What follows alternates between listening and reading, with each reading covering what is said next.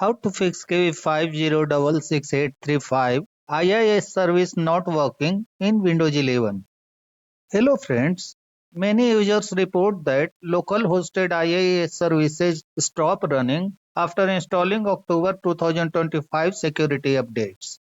When trying to access the IIS, you may encounter HTTP2 protocol error.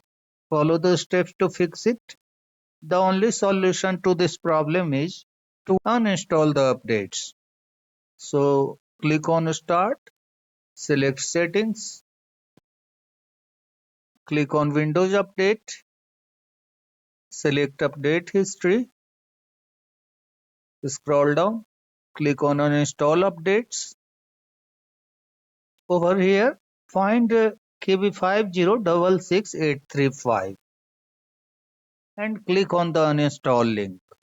Again, click on Uninstall on the pop-up. Your computer will restart and the update will be uninstalled. In the same way, uninstall KB5065789. After uninstalling these two updates, restart your computer and then check if the IIS starts working. If the feature still doesn't work, then you can install KB5066131.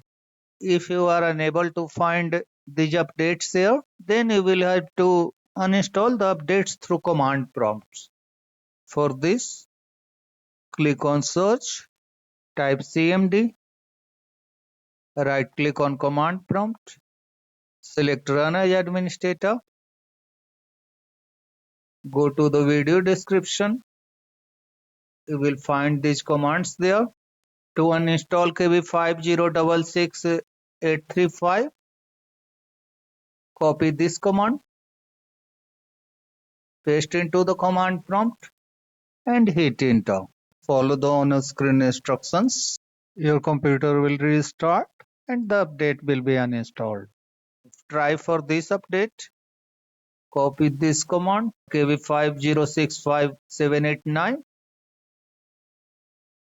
paste into the command prompt and press enter and uninstall this update. Copy this command, paste into the command prompt and hit enter. Once uninstalled, close the command prompt and restart your computer. If you are still not able to uninstall the updates, you can use System Restore to take the system back to earlier restore points. For this, click on Search, type RSTRUI, click on the same result,